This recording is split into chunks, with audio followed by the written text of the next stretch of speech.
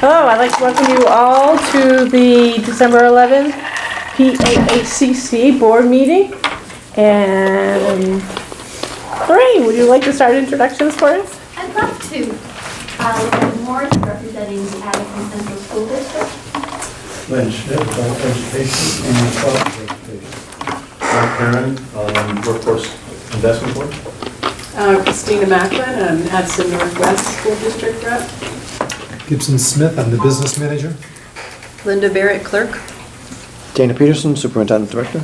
Suzanne Buck, ACSD rep. Alyssa Beckwith, Workforce Investment Board. Kim Furnham, the Montague Community Board Member, and I'm New Haven. Nick Colston, ACSD. Kelly Mills, Sustainable Agriculture Instructor, Unit Students. Thank you. Would I welcome any of our community members there if they would like to introduce themselves? Woody Danforth, Culinary Arts here at the Career Center. Gretchen Bailey, work with Gibson, I pay all the bills. That's a good thing, thank you. I'm Lisa Rader, I'm a teacher here at the Career Center. I teach design and illustration. I'm Caitlin McIntyre, I'm in the Sustainable Ag class. I'm Addison Hubble, I'm in the Sustainable Agriculture class. I'm Riley Mae Mason, also in Sustainable Agriculture class. I'm Rebecca Bennett, I'm also in the Sustainable Agriculture class. Mike Adams, Special Needs Coordinator here at the Career Center. It's nice to have so many people in the audience. Normally we have none. So, welcome to all of you. May I have a motion to approve the agenda, please? So moved. So it was Kim and Lorraine. Kim and then Lorraine. Is there any discussion around the agenda? Dana, was that a hand? No, Oh, okay, sorry. I was scratching my nose, Oh. sorry. All of those, say aye to approve agenda. Aye. Any nays? Any abstentions? Agenda's approved. Visitors, do we have any comments from our visitors? Lisa? Hi, I'm Lisa. I've been teaching here for over 15 years. I enjoy the job that I have here working with students every day. I'm here today because, as you know, over the course of the last few months, several staff members have come to ask about the future of leadership at the Career Center. As far as the Career Center staff knows, the director superintendent position, that contract is up in 6 months. And nothing really beyond that has been communicated to us. We have faith that the board is working toward a solution. It's difficult to operate on faith alone. Not knowing what is happening with our leadership in 6 months has left a strong feeling of uncertainty among the staff at our school. And that's having an impact on our morale. To thrive, our school staff and the communities that we serve need indication of what the vision is for the future of the leadership here. It's our shared hope that you all will communicate your intentions and for your vision for that leadership in a more straightforward and timely way for us in the future. We really look forward to hearing your plan for leadership at the school. Thank you. Thank you, Lisa. Typically in public comment, it's not a give and take, but I will let you know that under executive session, that is a topic for tonight. Oh, great, thanks. And is there any other comments from the general public? Hearing none, we'll move to the consent agenda. Do I have a motion to approve the consent agenda, please? Moved. Second. Been moved and seconded to approve the consent agenda. Are there any discussion? We'll proceed to vote. All in favor of approving the consent agenda, please say aye. Aye. Any abstention, and any nays, sorry. Any abstentions? The consent agenda has been approved as written. Missy, do you want to just discuss read what the payroll and such were? Nick. Oh, Nick's going to do it. Oh, okay, it's Nick's turn. I'm sorry. I'm so used to having you do it. So The approval of expenditures, building and reserve equipment, there was nothing.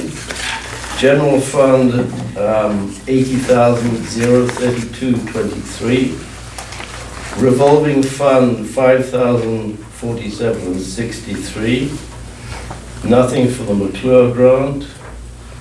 $230 for the makery. And then 3 payroll amounts. The first one was for $86,999.35. The second one was for $88,704.25. And the third one was for $84,869.52. And did we have enough signers, just out of curiosity, this Yes. week on the bills? Okay. All right. So I have to admit, I made a mistake. I forgot to see if we had any correspondence. There was no correspondence. Okay, good. So next on our agenda is a presentation by Sustainable Ag. And I believe you need the, We do. so I'm Yes. going to get out of your way. Actually, I don't know how far out of your way I need to get. There you go.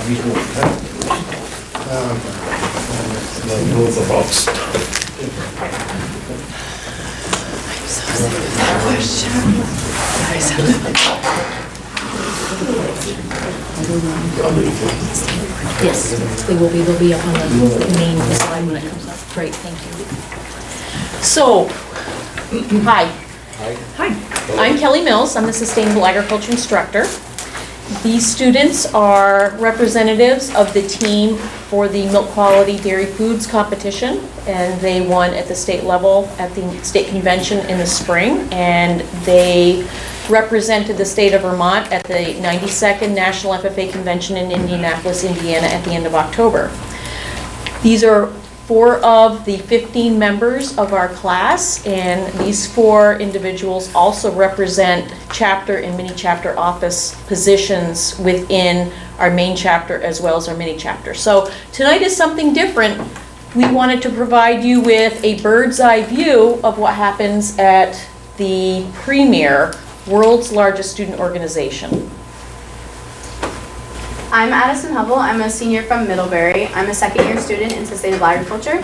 I'm also the Middlebury chapter vice president and the president for the Sustainable Agriculture mini chapter. I'm Caitlin McIntyre. I'm from Mount Abe. I'm in the sustainable ag class. This is my second year, and this is also my second year as a secretary for the mini chapter. I'm Riley Mae Mason. I'm also a senior at Mount Abe, also second-year student for sustainable agriculture. I am Middlebury chapter treasurer officer and also vice president, mini chapter officer. I'm Rebecca Bennett. I am a senior at Mount Abe as well. I'm a second-year sustainable agriculture student, and I am treasurer for our mini chapter, our sustainable agriculture mini chapter. Okay, so why we won. We competed at the National FFA Convention for Dairy Foods and Milk Quality competition in May of this year. We competed in the dairy foods competition at the state level, and the scores we got there were the reason we were able to go to nationals. So Addison Hubble, she got first place individual at the state level. I got second place individual at the state level, and as a team we got first place.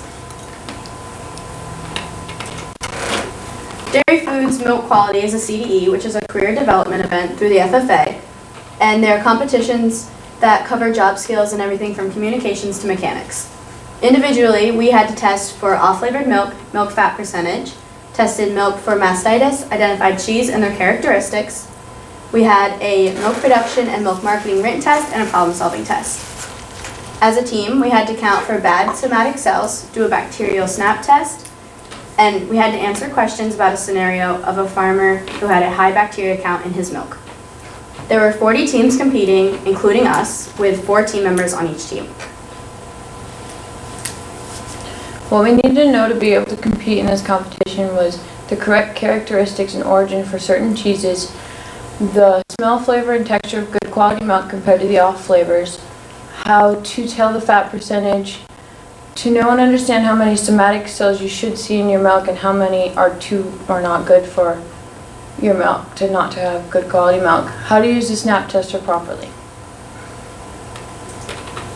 Okay, so to prepare for competition, to prepare for the state competition, we practice Mondays, Wednesdays, Fridays for an hour and a half after school with Kelly Mills, our sustainable agriculture teacher. During those practices, we learn cheese identification, the characteristics, the origins, as well as milk defects, fat percentage, and somatic cell count. So to prepare for nationals, we practice Mondays, Wednesdays, and Fridays for at least 30 minutes with the 2 months prior to competition with Cheryl Warner, our plant animal science teacher. Still practicing all the same things except with some dairy production, dairy marketing questions to help prepare for our individual written tests. So after arriving Tuesday, we settled in, got some dinner, some well-needed rest.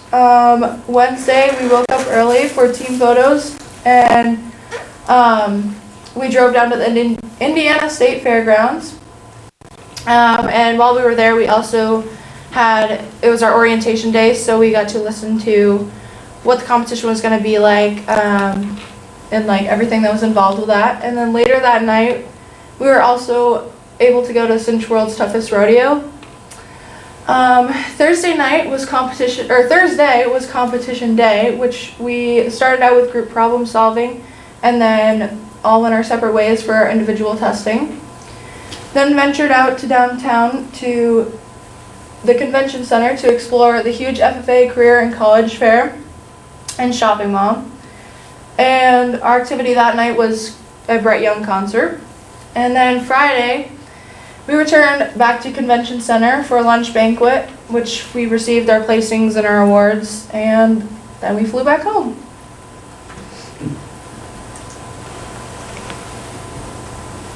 This is a thank you to all who contributed. So Kelly Mills, the sustainable ag teacher, Cheryl Warner, plant animal science, Kate Lariviere, the literacy coach here, and she was one of the chaperones, and Gretchen Cotel, the diesel power technology teacher, and the other chaperone, and to everyone on the team. So here are some of the pictures that we took. The one farthest to the right is of us at the rodeo. The rodeo clown decided to take Riley's phone and take a selfie with us. The one in the middle is the day we went to go get our group picture taken. We took one there. And then the one on the left is of me and Addison at the airport headed to nationals.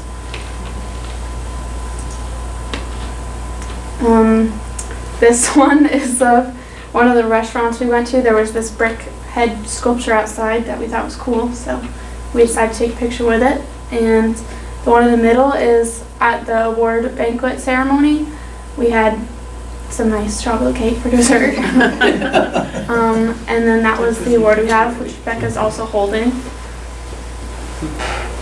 So this is our our award. So this, as a team, we won bronze as a team, and then Becca and I won bronze placings, and then Addison and Caitlin won silver placings. Woo! And then this is a photo of the elevator and the just really cool sticker on the ground about national convention. That's in the Indianapolis airport. Yep. Are there any questions? Go ahead. Yes, please, Lorraine. Not specifically about the convention. First of all, I'd like to say I think it's awesome to see 4 women up here representing the Sustainable Agriculture Program. But I'm wondering what you girls are each individually planning on doing when you graduate. Are you looking to go into these kind of fields, or just what are your? Well, I grew up on a farm, so I was around cows a lot, so I'm interested in dairy and stuff. But I plan to go to school at BTC for the vet tech program. I plan to go over to New York to SUNY Cobleskill to become a dairy nutritionist. I'm also looking into SUNY Cobleskill, something to do with the dairy industry or possibly a vet science program. I want to go to SUNY Cobleskill too for animal science program. Nice. You can all be roommates. Any further questions? Have any of you done any other traveling other than National Convention with FFA?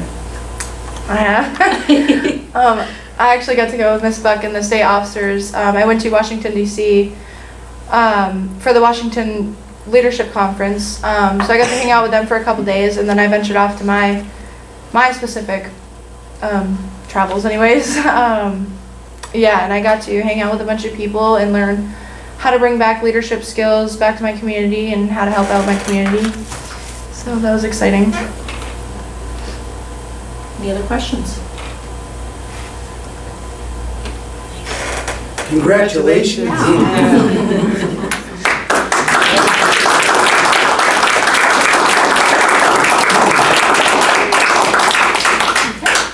You're all set, girls. Thank you. Thank you, ladies. Thank you.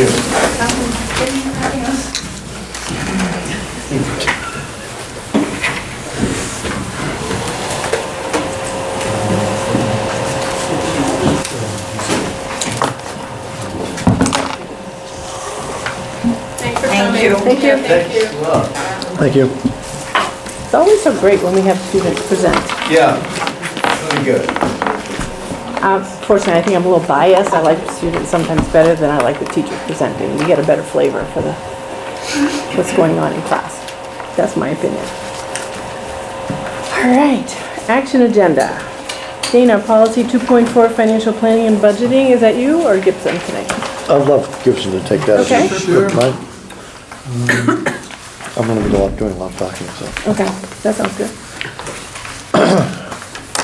So, policy 2.4, which indicates the superintendent shall not cause or allow financial planning for any fiscal year or the remaining part of any fiscal year to deviate from the board's approved budget, risk financial jeopardy, or fail to be derived from a multi-year plan. And item number 1,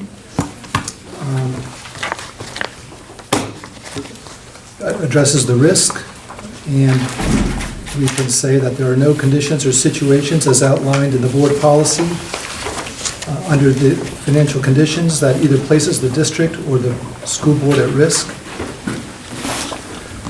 Number 2, omit credible protection of revenues and expenses, separation of capital and operations, cash flow and disclosure of planning assumptions. And here we've detailed some internal controls that revenues and expenses are monitored through use of internal controls. State and federal funds received by the district are by direct deposit from the Agency of Education. Assessments and funds received from other school districts are received by check. Deposits are recorded and classified according to the district the chart of accounts. Cash receipts are primarily received by either the district's revolving fund or district or student activity fund. And cash receipts are counted by 2 parties. And then we discuss operational costs and capital expenditures are separated in 2 different ways. First, by account classification, and secondly, they are tracked by the district's chart of accounts. Expenses of the district utilize a purchase order system to ensure that all expenditures have gone through a process of pre-approval to assure sufficient funds are available. And finally, cash flow is monitored on a regular basis in order to assure sufficient funds are available to meet accounts payable and payroll. The third item, provide less for board prerogatives during the year than is set forth in the governance investment policy. And no additional programs or major expenditures have been added to the current year budget that have not been approved by the board of directors. Gibson, what might be examples of when you talk about the cash receipts? Yep. What might be reason to have a cash coming in? Like hard cash? Okay. Well, we have student activity accounts where they do deal with cash. Woody was here a few moments ago, but he has a program where people pay monies for cash for maybe a breakfast or a meal. You know, so there are various student activities here at the school. You know, they deal with a little bit of cash over at North Campus with the automotive program. So there's several programs that use cash. I didn't realize North Campus dealt with cash over there. That's something. It's mostly credit card. Mostly credit card? There's some cash. Yeah. Okay, cool. Are there, can I have a motion to adopt 2.4? Or approve it? So moved, seconded. Is there any other questions, discussion, clarifications? Hearing none, we'll proceed to vote. All in favor of policy 2.4, financial planning and budgeting, please say aye. Aye. Any opposed? Any abstentions? Okay, next item is action on warning for reimbursement policy. Lorraine or Mark? Would one of you like to go over the policy? Or how it got to be here, or? Well, it's a required policy, first of all. So we went over it in our committee meeting, and just need to. We won't be able to vote on it tonight, right? We need to. Right. We need to. But pretty self-explanatory. You know, if reasonable travel expenses, if there's money in the budget. Based on IRS mileage, reimbursements. Yeah, as I said, it's pretty self-explanatory. If any questions, we can try to answer them. I would say it's pretty much boilerplate. Yep. From the VSBA. Did you tweak something else? Well, there were some options. They gave us options, and then at the budget and policy meeting, we discussed what would be a functional for our center. And so we kind of selected from a menu, and I think we changed a little bit of the wording so that it would flow. And we also added in our career center instead of. Right, we also changed, the generic, right. So they give you a model policy that's been vetted by lawyers through VSBA, and this is the first policy this year that we've looked at. We're doing a review of a lot of our policies, and this was low-hanging fruit, because it had just come out in August, and so I brought that to I think September meeting, and then we were supposed to warn it, I think, last month, and I'll take responsibility for that. I forgot to put it on the agenda, so. Anyway. So this is the first reading, we'll go over it next month? Yes. Right, so this is just for warning. So we're just gonna, so the reason it's under action agenda is just so that we can read it, and then we can, I believe you wanted us to vote to. Just to warn it. To warn it. Right. So can I have a motion to warn the travel reimbursement policy, which is policy F1 for our January meeting? Let's move. Okay. It's been moved and seconded to warn the policy F1 travel reimbursement for the January meeting. Is there any conversation, discussion? Hearing none, we'll proceed to vote. All in favor of warning policy F1 travel reimbursement for the January meeting, please say aye. Aye. Any opposed? Any abstentions? Motion's passed. Next item is designate a voting delegate for the statewide healthcare agreement, which is statutory. Correct. So VSBA sent out a notification asking for boards to select a delegate to be able to vote on the ratification of the agreement that would be reached. There has just been a determination yesterday. I think I sent information out, maybe I didn't, about that. And we'll be discussing that, I guess, in executive session for negotiations. But there does need to be a ratification session, and each member of VISBIT VHI Health needs to have a voting delegate to be able to represent the center to do that. And once that delegate is identified, we'll send that information to VISBIT, and then they will send out notifications as to when that is supposed to happen. So we don't know yet when the meeting is? We do or not. where it is? Well, you will not have to attend in person. I believe that the information that came out indicated that it would be, it could be a virtual remote meeting. So you can call in or video conference in to that meeting. So.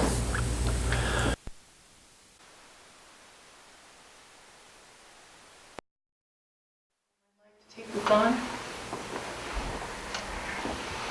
And I'll jump at once. So it doesn't really require doing anything other than just...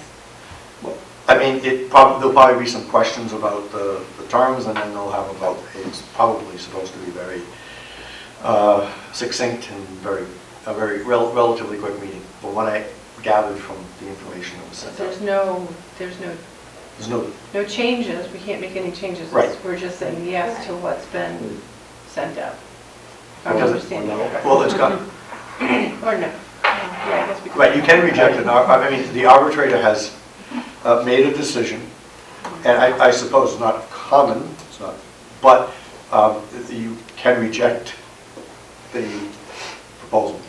But anyway, I mean, this is anyone new can ground vote for no. all of us, because Right. none of us have been through Through this, this so before, that right. just understanding what really needs, other than to have someone's name, what the process really looks like, we don't really know.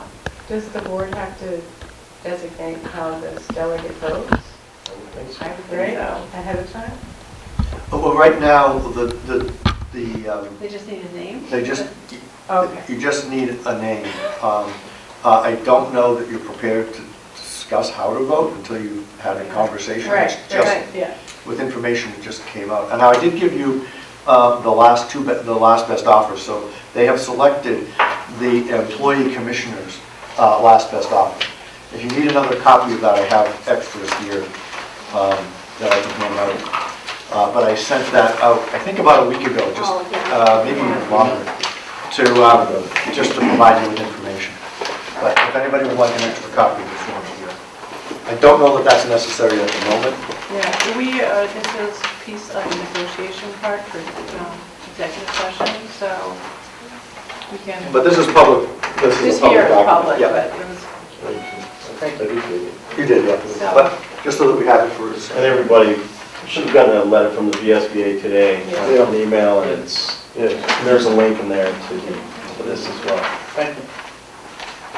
Anybody else want?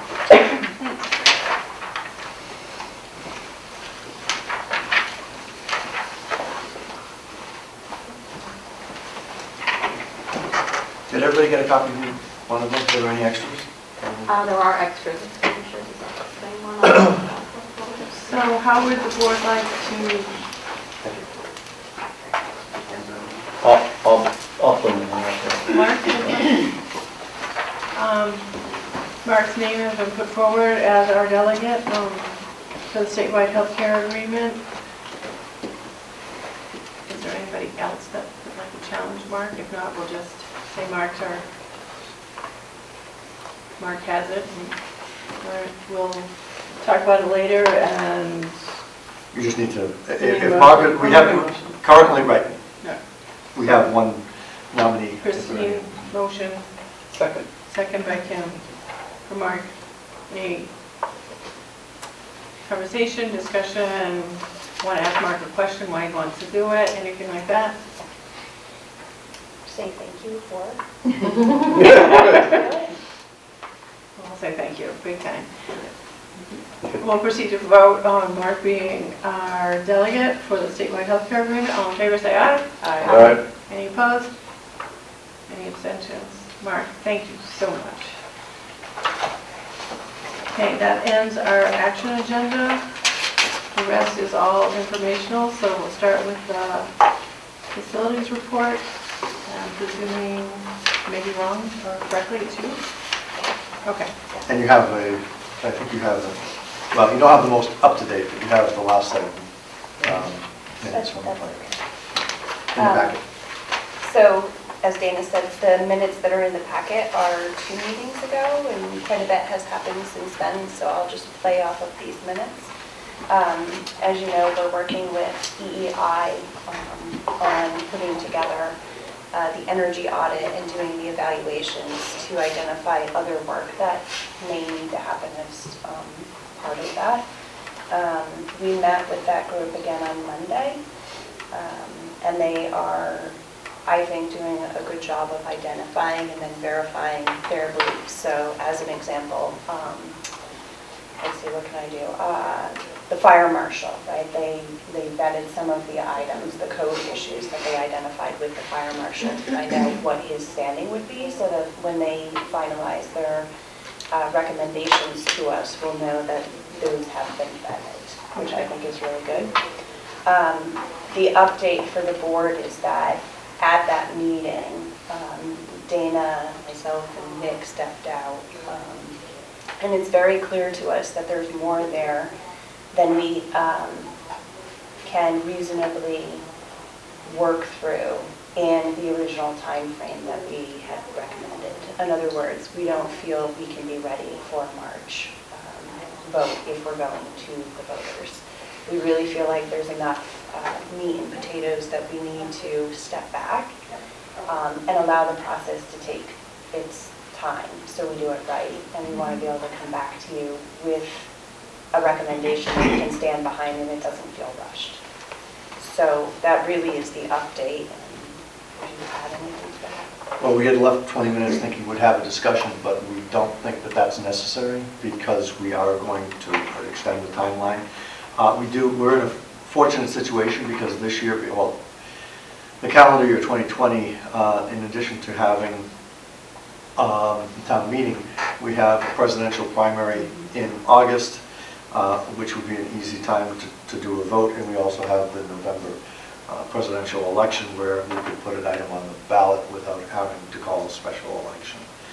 So we think that with those 2 additional opportunities, it makes sense to make sure that EEI comes with a variety of options that we can, as a full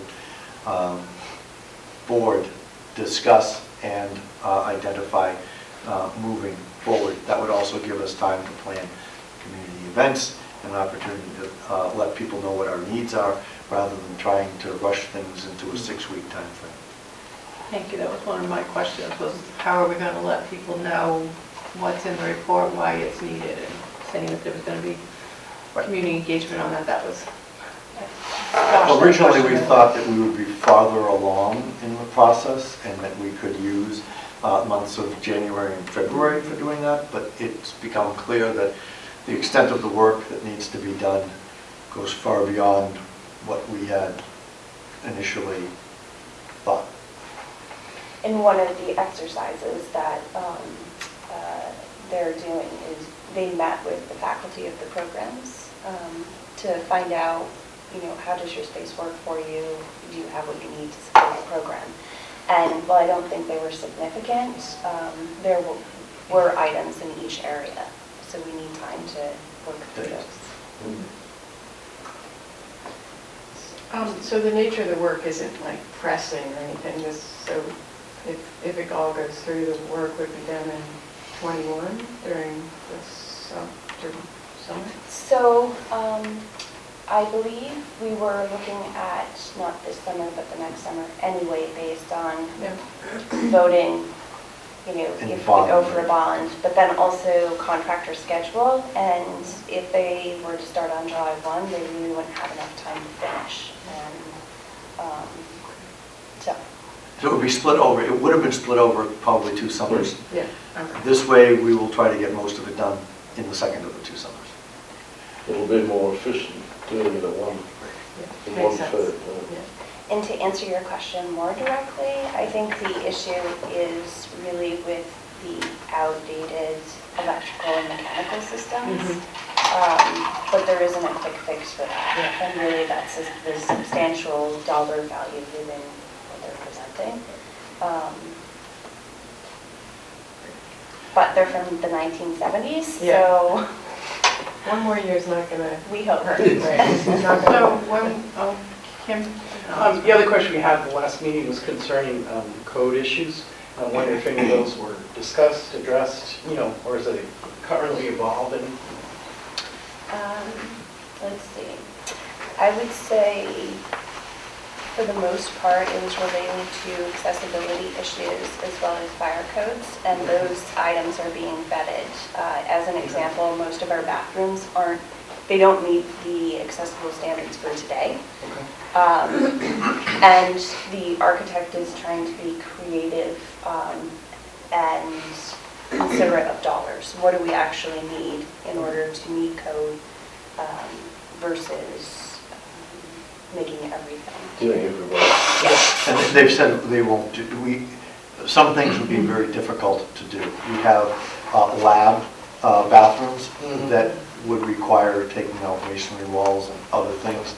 And so what they're trying to propose is using our other bathrooms to be ADA compliant, and that would put us over the threshold of bathrooms that we would need to have in the center to address that, leaving the program ones alone. Other code issues have to do with fire-rated doors, automatic closures or not. The front entry was one that was identified, and having access on the inner door as opposed to the outer door, but then also looking at how that front entry is configured, because currently people can buzz through the door, but then they're not checking in at the office. They're just So they've proposed a solution, or at least a draft solution for addressing the security needs in the center. So they've been very thorough. So if they were to start the second summer, would they have enough time to get the majority of the work done without interrupting class time, or would it run into the fall, do you think? I would say I don't think they've really gotten to No, that point to that's understand a bit too ahead. timeline. They were just putting rough numbers to the items for our purposes, but it was still very much rough. Okay. But we would be able to go to the bond bank in the winter time. The bond bank does two offerings. One is in winter, one is in spring/summer. And it would have, the timeline, if we had tried March, would have been May to submit to the bond bank for approval. They would have notified us by the end of July, meaning that we probably wouldn't be able to get started until mid-August, which would have been almost the entire summer. Right. If we do it in the winter time, the bond bank would probably come back by the end of March. We would have the money to be able to start the project as soon as school got out, because it's not dependent on any particular school year budget. We would have the money available, and that could start as early as June, giving them almost a full 8 to 10 weeks of work time. Okay.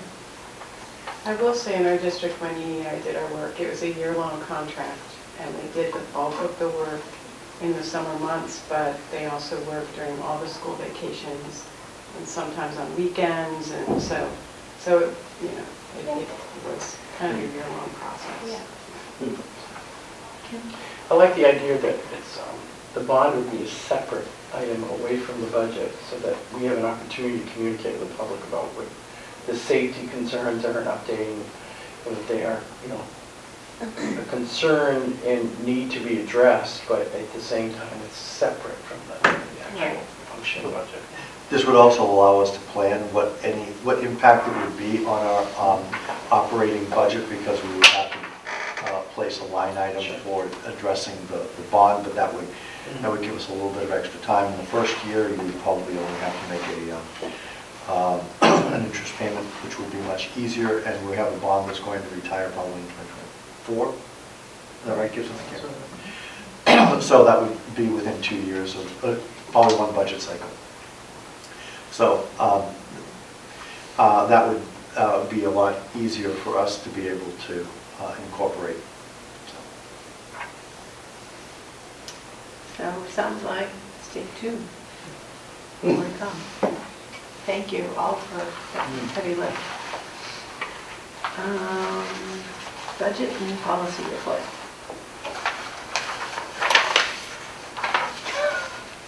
Again? So excited. Well, Dana, discussed, well, one of the things we discussed here is talking about adding an HSA option to some staff. That's something we talked about. We went over the current line of credit. I mean, it's all here if you've read it. We talked about the reimbursement policy, which we just talked about. Well, one thing at the end here, we did talk about the bill signing. I guess,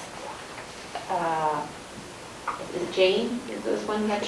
Jane Beck at the National Bank, who's our treasurer, had some concerns about making sure that they're looked at before she has to sign. And so we had quite a lengthy discussion on bill signing and procedures and policies, and ultimately we told Dana that policies are really not up to us. I mean, that's a procedure, administrative, the procedure part of it. So he and Gibson,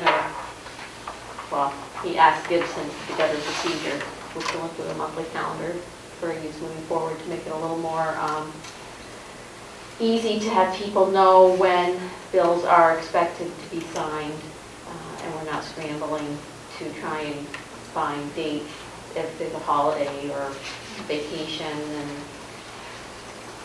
so, yeah, that was a large part of our meeting, I think. And I believe, did that go out, Gibson?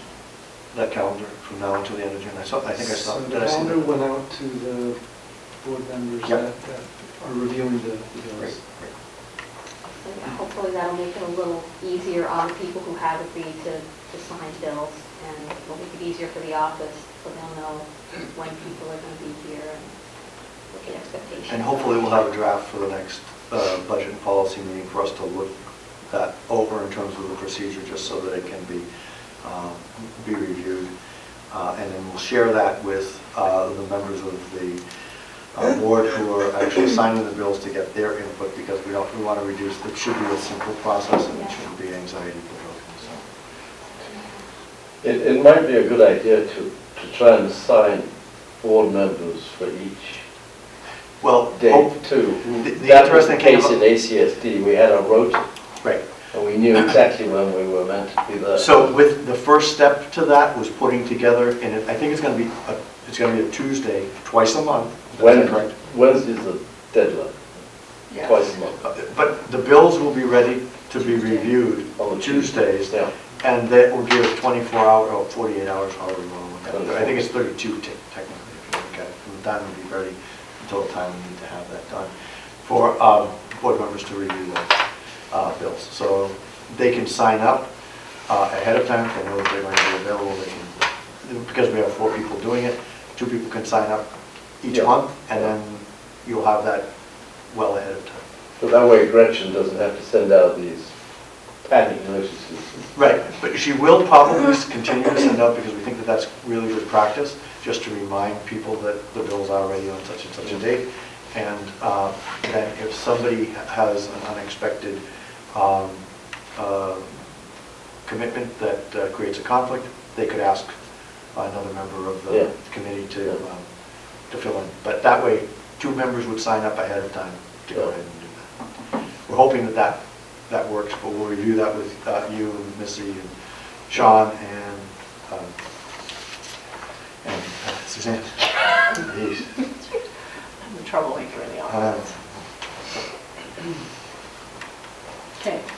Any other questions or concerns with the budget and policy report for group? Okay. superintendent's report and the draft of the budget. Yes, and before I go into the draft of the budget, I would like to call people's attention to the section that I included on my consult with VSBA. I did this without being prompted, but I thought that it would be useful for the board to know, because there was a question at our last meeting about a motion that was made to expend funds, and we had a question about whether we could do that.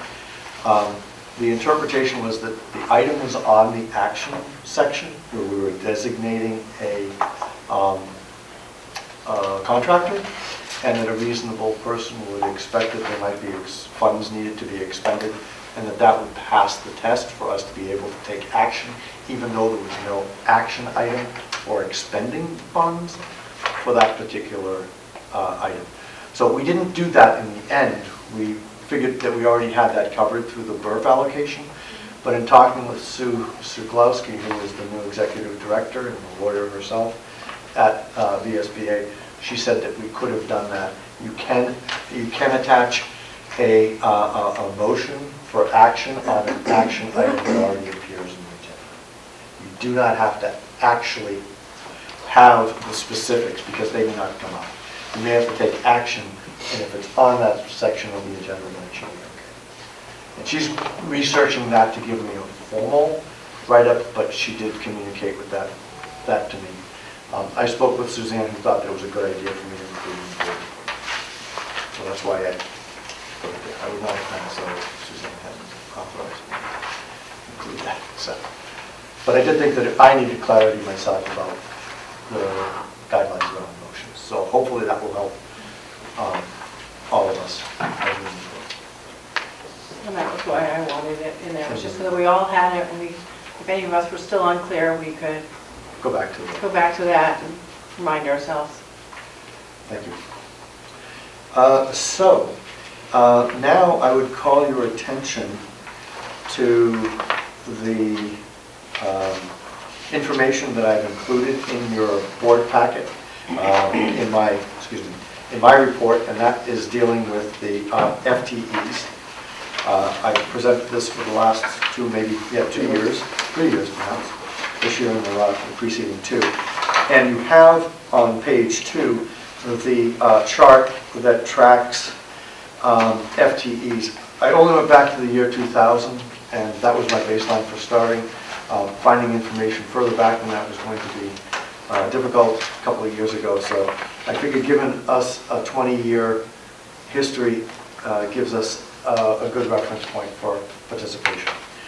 So if you look at that chart, you can see that it goes up and down, and that is tracking not our 6-semester average, but our actual FTE enrollment per year starting in 2000 and going through this fiscal year.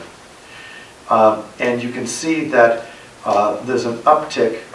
The lowest point was in 2016, which was just before I arrived. And you can see that it's moved up pretty significantly since then, and we're now at a level that is comparable to 2008, 2005, and so forth.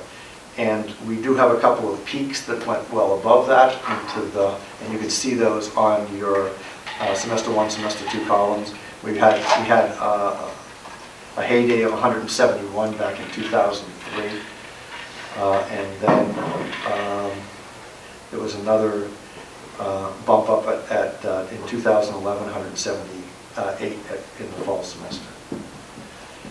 But there is a pattern of those numbers dropping off in the spring, which is somewhat problematic.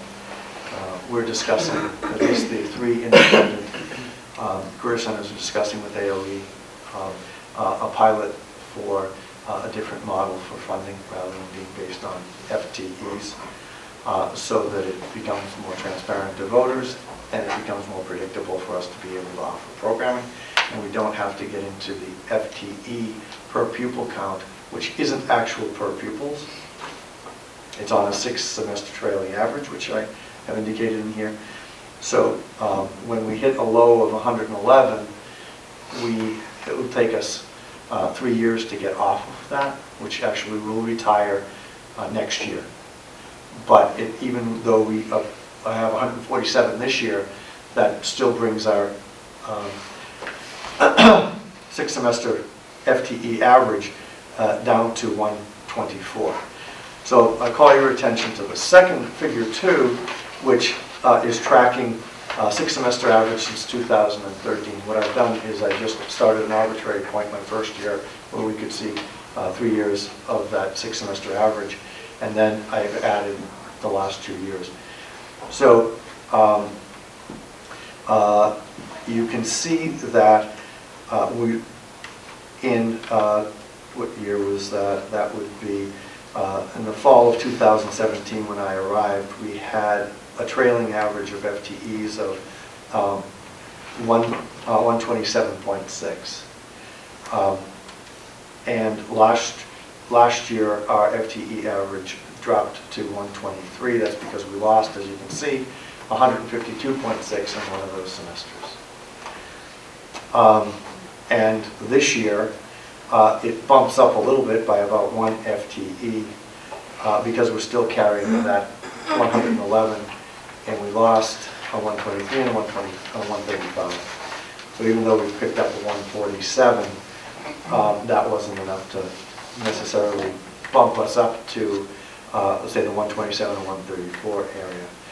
I did do a projection for you on the spring of 2020 based on a regression off of the numbers that we have in the fall. And so that is a very tentative number, but we have more confidence because of our pre-tech programs being solidified. So if that number of 138 holds, then our next year, or excuse me, not next year, but our 6-semester average would be 128. And then next year in the fall, that would probably go up above 130 as a result of the trend that has begun to manifest itself. The only reason that's important is because if you're dividing by 120, you're going to get a bigger per pupil cost than if you divide by 130. Anyway, any questions on that aspect of the presentation? So can I ask a question that maybe others don't know either? Why did they decide, or who decided that technical centers budget over a 6-semester average? That's a good question. I mean, so we're talking school funding and all of their crazy formulas. And This why is did we go this is a mechanism that has existed prior to Act 60 and Act 68. So it's an artifact that has stayed in the system, and there was some. We're meeting with Bill Talbot right now, and he says that the legislature, in his terms, not mine, infinite wisdom, thought that this was a good idea. His recollection was that somebody was trying to advocate for something, perhaps on behalf of CTE, and that's a way that they were able to mitigate, 3 years, mitigate the fluctuations. That's the best answer that I can offer, Okay.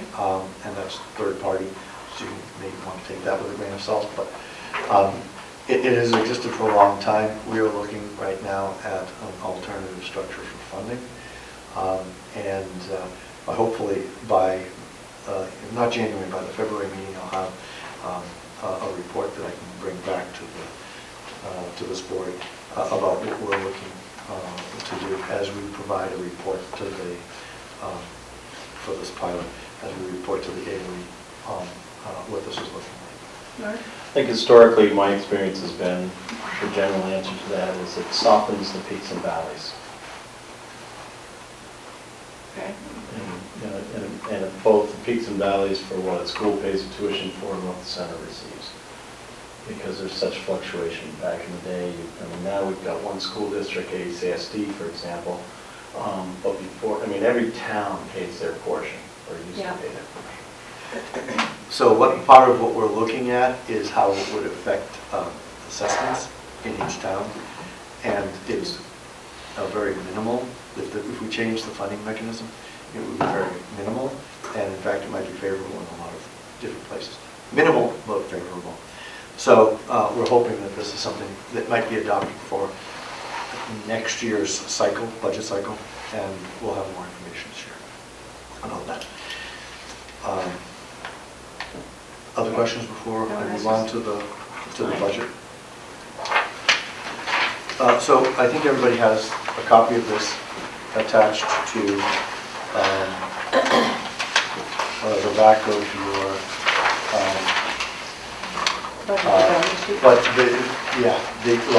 this is a budget development, but budget development addendum that I sent out. So it's Lorraine, it's a two-page piece. Yeah, I have it. Okay. Yeah. So we'll start with the actual colored version because I can explain some of those things. It's the same sheet that I provided you last month, but it now has the top sections filled in. Everything was in orange last time that I had not had a chance to look at. I don't know why those are orange down there. It's a spreadsheet there. But all at the top, we did not have good first draft numbers for you on, and now we do. Gibbs and I have been working on that. So if you notice, there's a comparison up at the top, salaries, health insurance, Social Security. And I'll make the comment now that the health insurance does not include the latest update from yesterday. There are parts in there that we were anticipating, but it doesn't take in the full impact of that. So we do have to make some adjustments. And Elizabeth is going to be making some recommendations for us to try to follow. So we'll have to wait a little bit for that. But we should have that, we will have to have that for the next meeting. This is just to give you an overview of where we're at. And so I'll call your attention to a couple of things. If you look up at the top, the shaded yellow has 3,903,188, and the red just below that is the same. The only difference is that the shaded yellow has our Perkins allocation of about 100,000 included in there, and so instead of having the change being 434,850, it's 334,850. So that would normally come off the top because some of our costs will be, on the tuition worksheet anyway, will be borne by Perkins. But if you just take it straight budget to straight budget, we're looking at a 12.5% increase. And last time I gave you approximately $200,000 worth of expenses that we needed to put in there. Now that we're looking at salaries and benefits, that is growing. I'll call your attention to one other item, and that's all the way down the bottom. On the left-hand side, you see a revenue gap coverage. And that just came in today. That was based on the auditor's recommendation that over the last couple of years, we've been returning money to the taxpayers, and there has been some challenges with bookkeeping, and so we think that, haven't figured it out and haven't drilled down, but we think that one time we actually tried to return money that we didn't have. So anyway, and we talked about this last year. We anticipated it for this year, but in looking at the audit, it may have happened previously.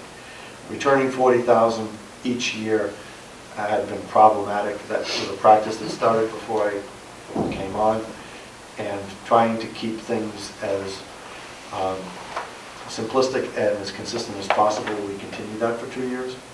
That practice I'm recommending that we stop because it creates confusion in the bookkeeping. So when we get to the tuition worksheet, you will see the tuition is jumping. But part of that is because we're not doing any return of surplus to the taxpayers. That results in the bookkeeping confusion. So at this point in time, you can see that health insurance on here was up by approximately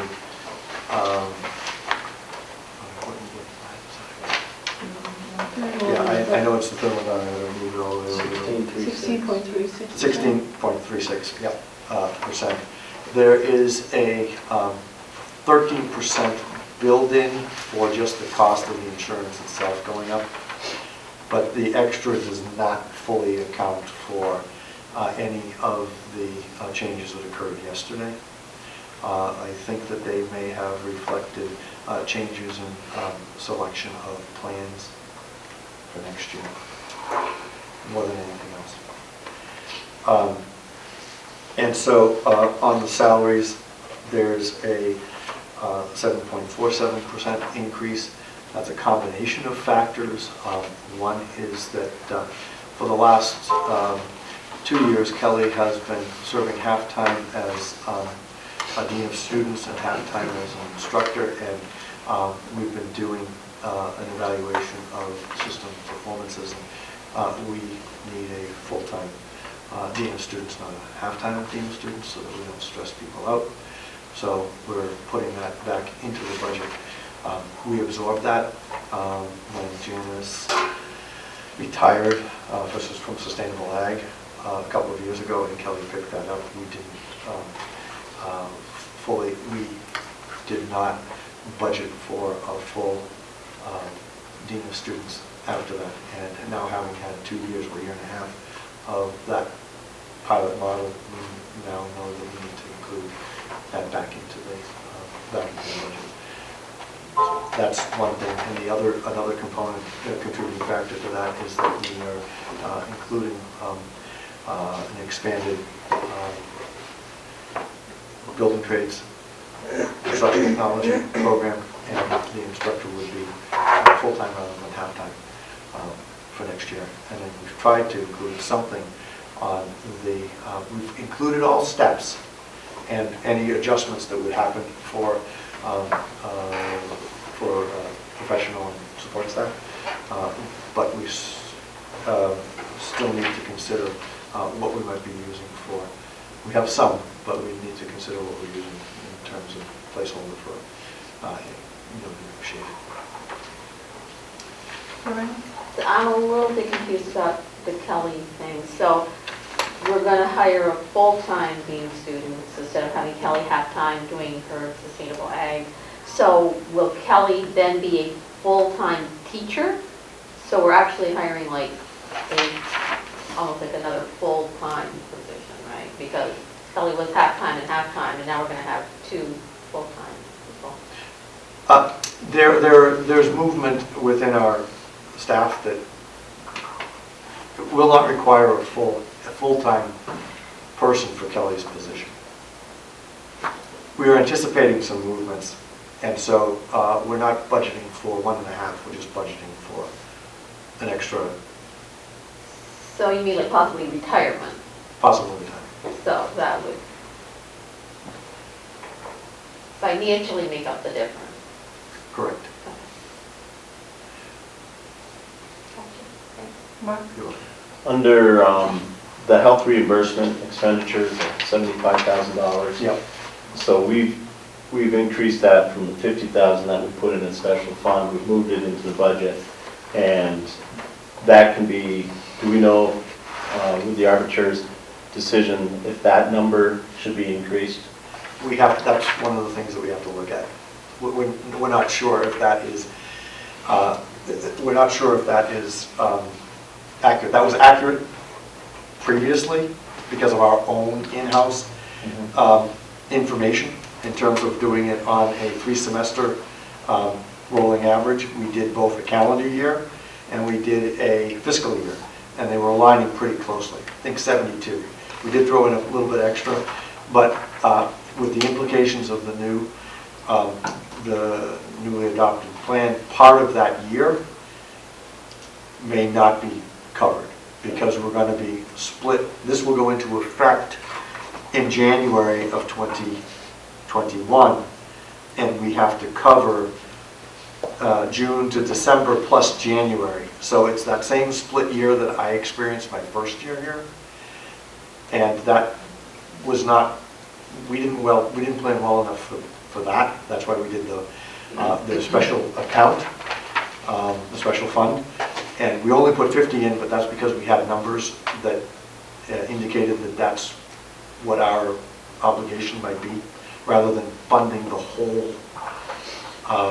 whole possible obligation. So we still need to look at that a little bit more. It's a good start. That money will be transferred to our health reserve account, and the health reserve account will then pay that. So it won't, afterwards it will not be, it's not going to be paid out of the general fund. Gibson and I just attended a financial seminar training that was run by our auditors for everybody across the state in Montpelier, and they were recommending that we put money in that fund and that you only allow access to the fund for the TPA, the third-party administrator, for the fund that is designated for those reimbursements. That makes it, from an auditing perspective and an accessibility as well as a fraud prevention perspective, easier to monitor in a separate bank account, which we've already set up. So we set up the fund, we set up the bank account, now we just have to fund it at the right level.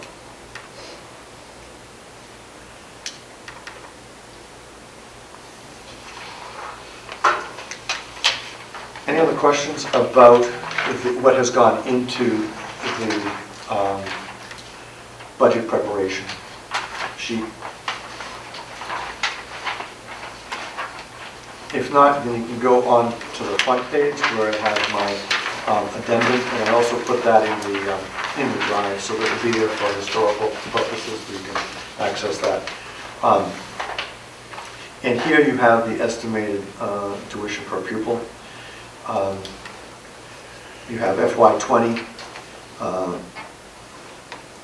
local assessment 13,289, local assessment projected this year being 16,609. That's the difference of 3,300.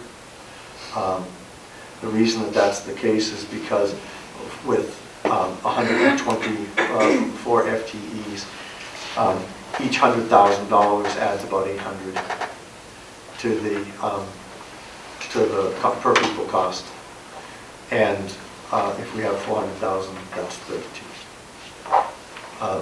The $40,000 that we're not sending to the taxpayers this year, that is about $320 in terms of per pupil cost.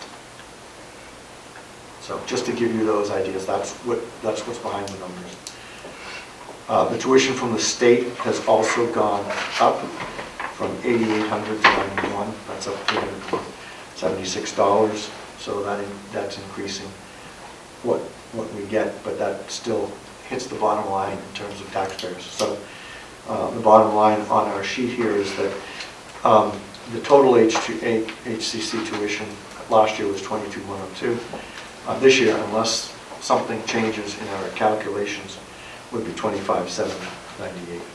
That's based on these numbers, not what, that's based on what just happened. It's probably going to go up. Well,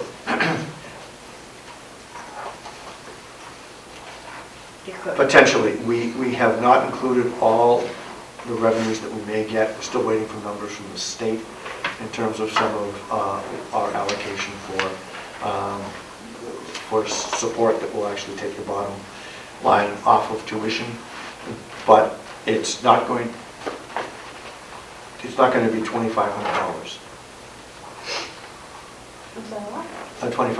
Sorry. Yes, it's not going to be $2,500 per student. We're not going to be taking $2,500 off of that. But you have a $3,600 difference. Almost so, 37. Right. What I'm saying is we're not going to reduce it to about a $1,200 difference. It's 2/3 of this is already baked in. I don't see that. And am I correct that we were already the highest Yep. charter center? Yeah. We are. I don't want to be a Debbie Downer, but I can foresee there being some concerns about this number.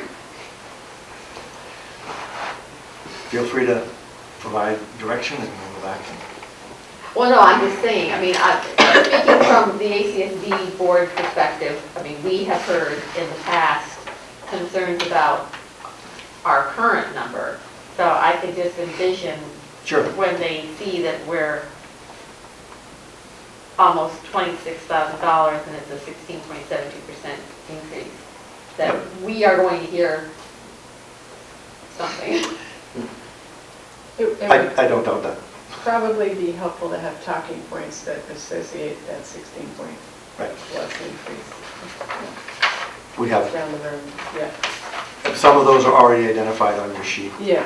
and that's driving 9, maybe 10% of it already, based on the calculations. We will review all of the information that we have in there, and if there are savings to be found, we'll apply them. The other thing is that on the anything that we get towards revenue will help reduce the bottom line. We came in higher last year at this point in time by about $500 than what we had in January when we finally went to adopt the tuition rate. So, but this is significantly more. But you need to know.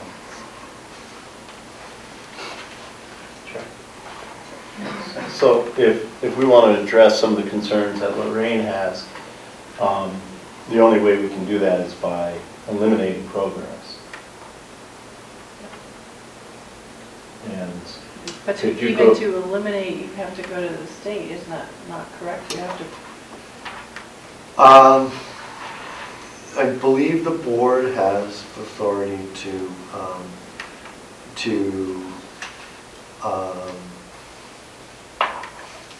close programs. There has to be a good justification for doing that.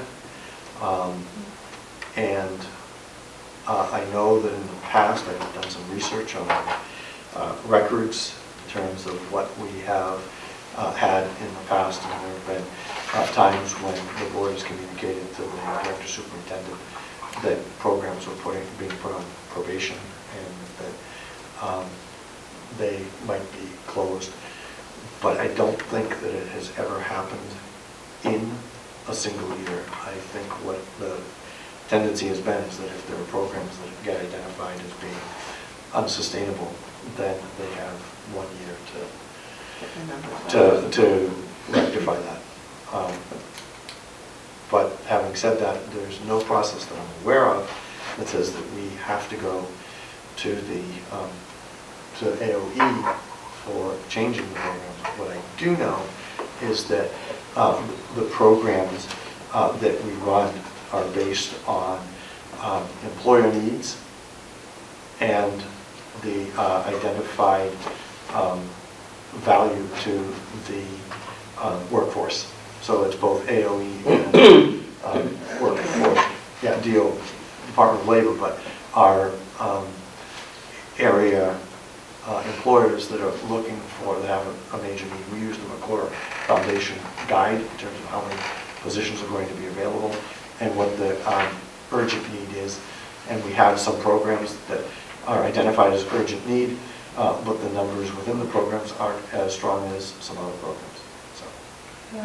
So when you say a good reason, it has to be a good reason, such as our program X only has 6 kids every year, as opposed to the fact that our tuition is $26,000 and we don't feel we can sustain that.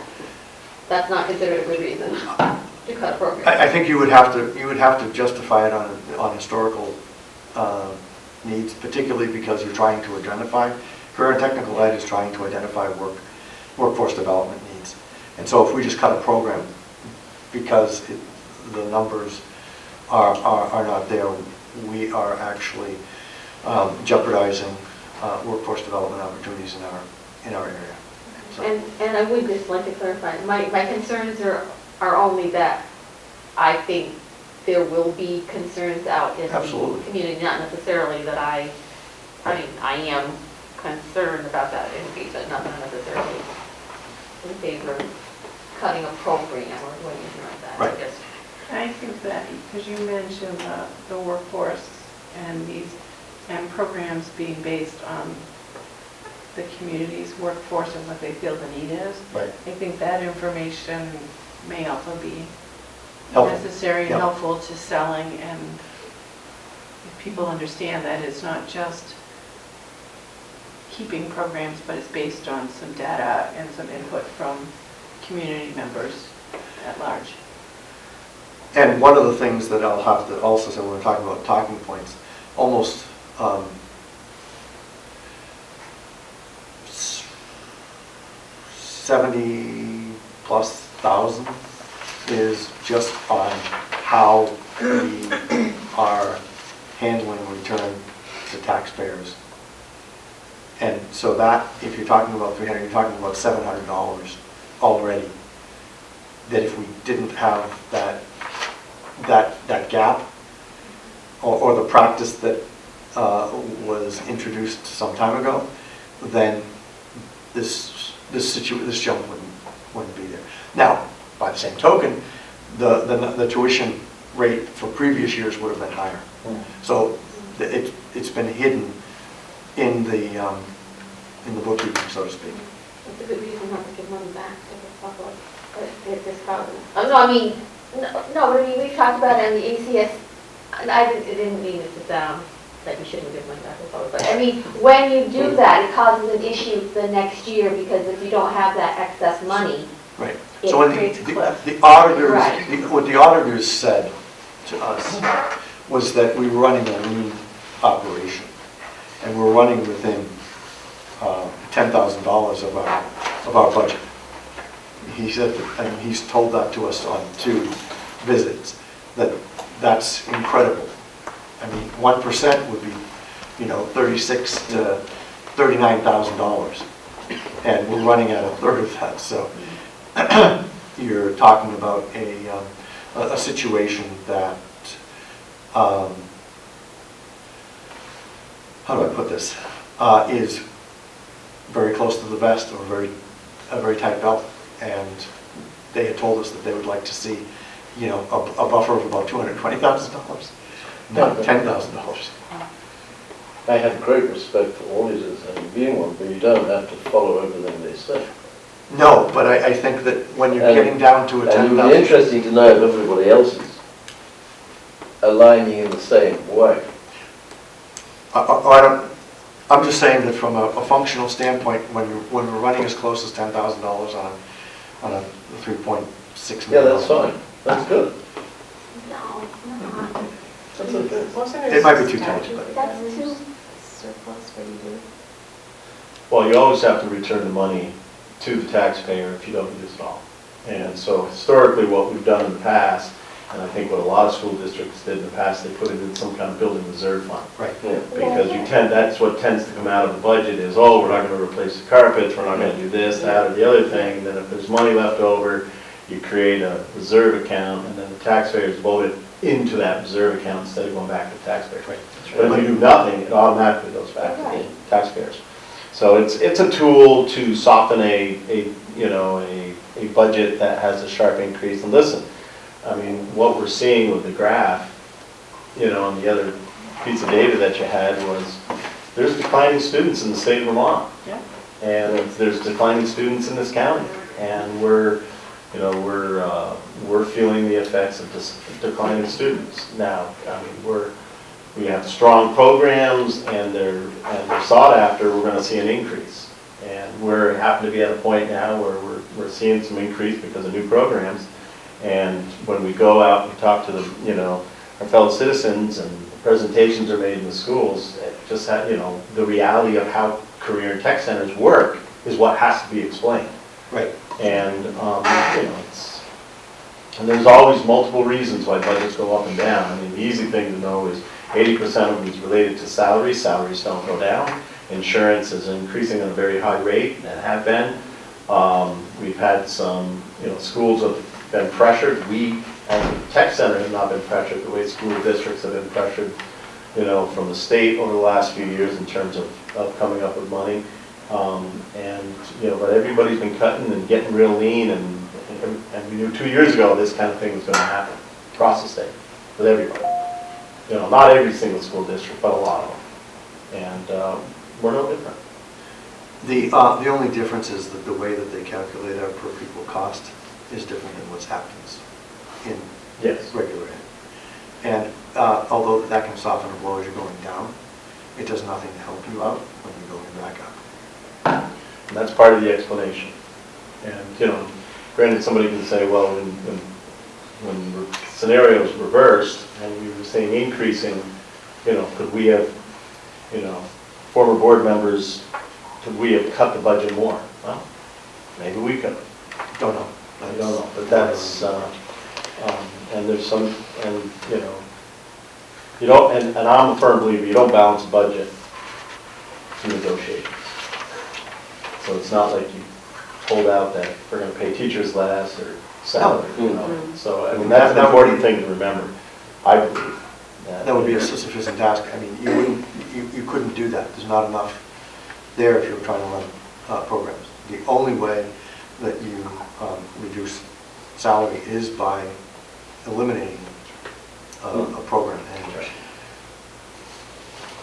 I think that's what we need. We need to carefully consider whether that's what we want to do, because if you do that, like with construction technology, 7, 8, I can't remember how many years before it came out? 7 or 8. Yeah. And that was a big hole in the industry.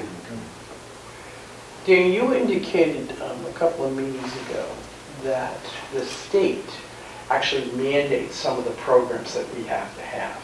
And I think that is a positive talking point to the public to say, look, maybe we don't have a lot of numbers in this particular program right now, but we are mandated to carry those. Well, they're identified as priority areas, which means that it would be difficult. So I think as a talking point, I think it's very important that we all know what those are, so that when somebody does come in and say, hey, there's only this many people in that particular program, how you manage to sustain it. Right. I think that's an important factor, talking points, when I said I would want to know. Right. So that, I'm already preparing comments along those lines. But it's a question of priority areas, and if we don't have a priority area that's identified by the state, then we can possibly do something. But and I'm not prepared to have that discussion this evening. We can do that later on. We are advancing our deadlines for signups, which Kelly put in her report. So we should have information if a decision needs to be made, but we're not going to, the two don't go in, it's not very well aligned, because we have to warn a budget before we'll know that information. And we don't know who's going to sign up, because they won't start doing that process at the Department of Schools until January. And we won't get those until February. Again, another talking point. That's a terrific talking point. And one of the other things is, and even though, $25,000, $26,000 for, cost of pupil is up there, but we offer a tremendous amount of opportunity for all the students' values accounting. And when you take that number and divide it out between the taxpayers, you'll find that increase is very small. So just to let you know, that's a good talking point. I may have the talking point, I may not at the time, because as we're going through things, what I realized is that if we did a little different calculation on how we funded CTE, we would not be even close to the most expensive CTE program based on per pupil availability. What I did also find out as we're going through this exercise is that the participation in CTE in Addison County has been uncharacteristically low. So if your participation is uncharacteristically low, your end to support the program is your bottom line is uncharacteristically high. That's not lost on me either. That's also in my on my quiver. for talking points. But the good news is, and I know this is a small silver lining, is that if you look at the trend from where we were several years ago, it's going up. If we could take an N of 147 or 138 or something like that, we wouldn't be talking about that. You know, so, I mean, I can also do the calculation, I haven't done it yet, but if I took our budget and divided by 147, it would give us a different number. So, I mean, it's putting it in perspective. So what I have to try to do is say that we're trying to support CTE in Addison County. The fact that you're only paying based on a very, and I mentioned this to folks at the meeting, I said, this is all, it's all made up. It's not real. And Bill Talbot said, well, none of it's real. It's just that we're being, at this point in time, it's arbitrary, but it's the appearance is that we are way out of whack. And I don't want to be an apologist, and I don't want to explain things away, but it's the constraints that we're using that artificially reflect that. So. Well, you know, even more problematic is, I mean, in our district by 2024, we're 100 less students. You know, so the student population, these numbers are just going to keep going down, aren't they? I mean, how are they going to increase, really? All the districts are losing students over the next 5 years. So the interesting thing in this conversation that we're having is the students, how do I put this? The students are shared students. If people value CTE in the state, you don't have to compete for them, and you don't have to pay twice. Just have the opportunities, and then anybody with an interest.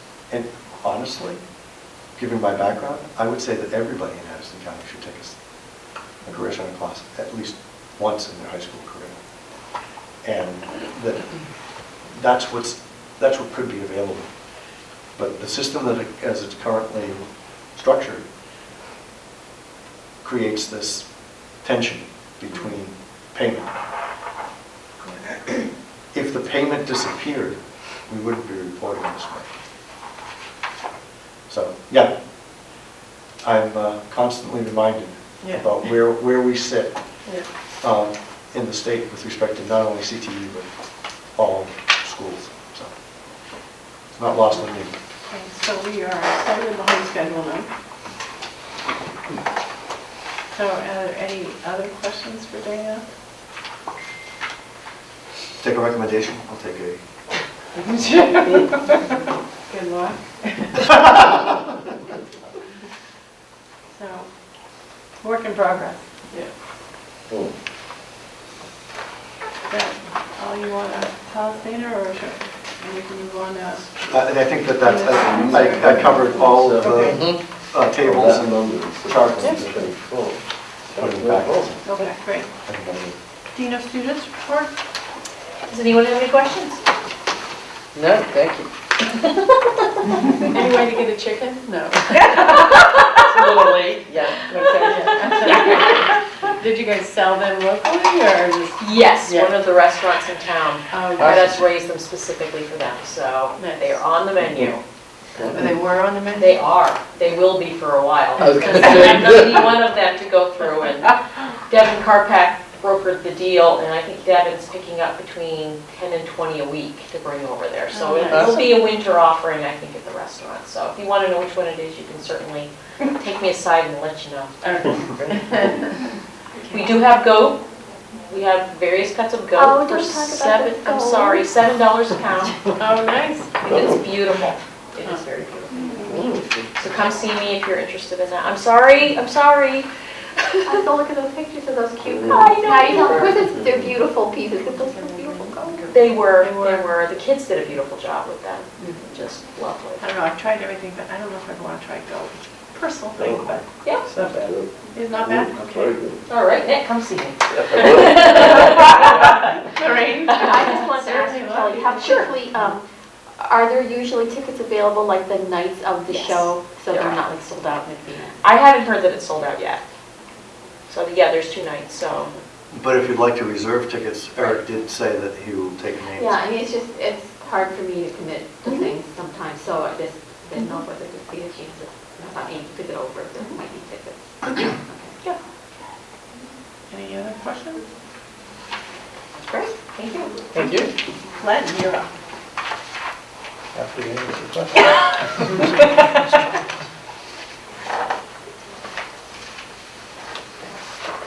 Got one?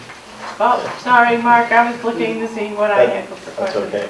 So I just want to say that Len, as our representative to the Chamber of Commerce, it's mentioned in there that it was a pretty good chamber mixer. Over the years, I've gone to many, many chamber mixers, and sometimes chamber mixers are a time for people to see something new. And it obviously came out with a lot of folks that were here that night. I know I ran my own tours through the building with some folks, and it just reminded me that, those of you that are on the, your committee, Community Community Engagement Yeah. Committee, that an interesting thing that, I know we do it during open houses and whatnot, but it would be interesting. I don't think it has to be done outside of the school day or very far outside of the school day to just open the center up to different people at different times or different organizations to run, some people through the school and show them, because that night, outside the makery spaces, which I went to all the places I could get into, and people were just amazed, at the opportunity here. And it's very different, so it's something to keep in mind in terms of what we do going forward. And we've had a variety of people come in at various times during the day. We've had volunteers come in. Our volunteer corps is growing. Makery volunteers is also growing.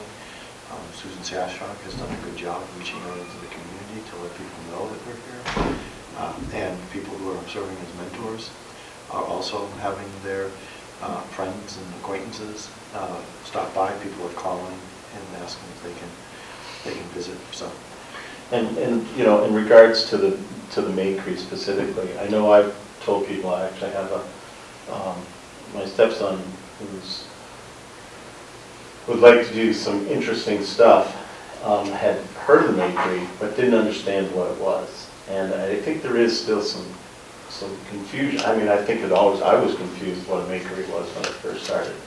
So I mean, that's an ongoing battle, I'm sure, to get out there what the makery is. So it's kind of neat. I think there's something at Town Middlebury, town offices coming up.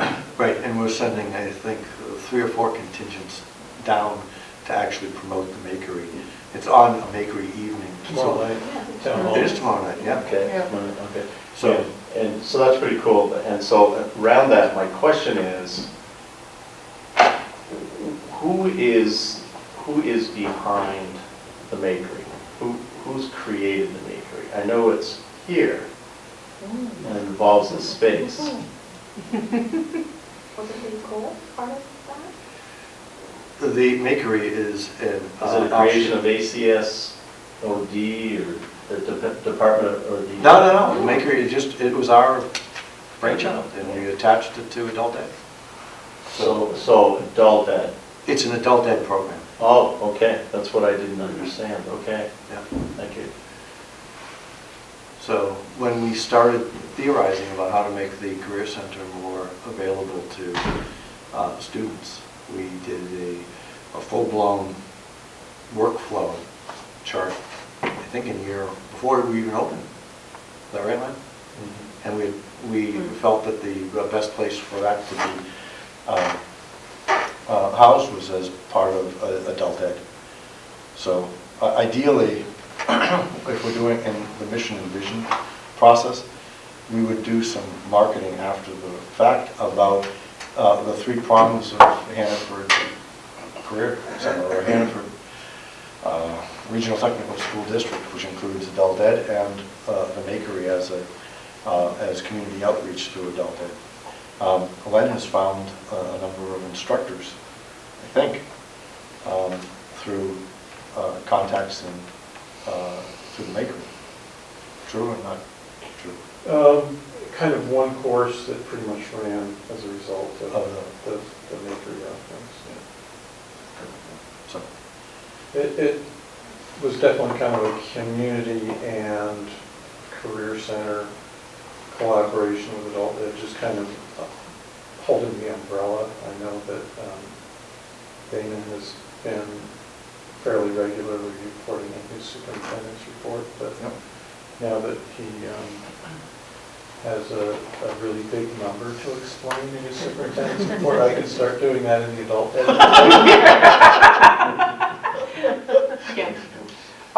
That's easy, Glenn. That's the easy part. Can't you take it out of my plate? One of the other programs that I know Woody has on probably a monthly basis is the senior citizens that come in here. Yep. And have their lunches and so on. Are they given a tour? I mean, is they offered a tour? Did they come after? You know, here's the students actively doing their thing. I don't believe that we have taken that group through the building. What about showing your presentations that have been presented to the board to people coming from those? Right, as they come in, Yeah, there you go. just put it out there, or put some students in front of them to do their thing, other than the culinary who they do see all the time. Right. And that's the feedback I get from them, is they know there's other programs, and they're all voters, trust me. They are voters, and they go to all the senior lunches, and they talk about all the places that they go, and how the food is, and how much it costs, and all the other pieces. So I think it adds an additional public relations piece that we may be missing. And Yeah, that's a great suggestion. I tend to bring that up in front of the community engagement group, but when we get to that level. But it's just another group that just comes actively every month. And I understand it's packed. It is. Yeah, it's always full. Yep. And is the people that come to the bakery, are they mostly like Middlebury residents? Like, do you guys track like who's actually coming to participate and use the space? I'm just curious. Addison County is pretty well represented, I think. Yeah. Probably a little bit more local because we do have like some participation from Eastfield. But there's, Eastfield folks come. But there's also, we have crew for the Southern Line that drives up from Brandon. Yeah, okay. Yeah. And then we have some folks from Bristol. Yeah. I think we have one. I was just curious. I mean, the idea is really to get people into the space, right? Right. And it's a great, I think it's been a really kind of mutually beneficial relationship. Just for instance, the sewing machines and the woodworking equipment are in better shape than they would even have to make taking place. So it's, and people are getting access to community resources at the same time. So it's a good thing. So I hate to be the Debbie Downer. I have two board members that are over here motioning to me that one has another meeting to go to, I believe, and the other one, I believe, her husband is home from the ship and she hasn't seen him in many months. And It's my birthday. Oh, should we say happy birthday to her? It's my birthday. And I'm like, come on. All right. It's okay. We're right on time right at this moment. We make sure we put cake out for you. It's not done yet. Move it. So, is there anything else for Len? Thank you. Policy 4.1 governance style, I'm going to ask Nick to do. Oh, my goodness. We're late. Sorry. No, I think in general, the subjects were well covered. The student presentation was fantastic, and I think those have really added a lot to these meetings. And there was some good discussion on budgets, but I don't think they're finished. So on we go. Great. Good meeting. Okay, can I have motion to go into executive session? So moved. For negotiations and personnel. Negotiations and personnel. Yes, we cannot make any decisions when we come up, unfortunately. Thank you. So we can't vote to go in. No, Guess not. no, we can't. We don't have a quorum anymore, so we can't go We don't into have a quorum? executive session. You don't have a quorum. We're three, No, six. quorum. You don't have a quorum? You have a quorum at the moment. If anybody leaves, you do not. That's right. We are 11. You have a Board member? Oh, yeah. You're the 11. So we're 11. Meeting's not Oh, over yet. So we're Well, good. I was thinking we needed 7. That's why I said Six, it was six. All right, so can I have a motion to go into executive session, please? Yes, for personnel and negotiations. Okay, all right, Kim and Lorraine. Thank Yeah, you. Kim and Lorraine. all right. You sure? Yeah. You need a free file? And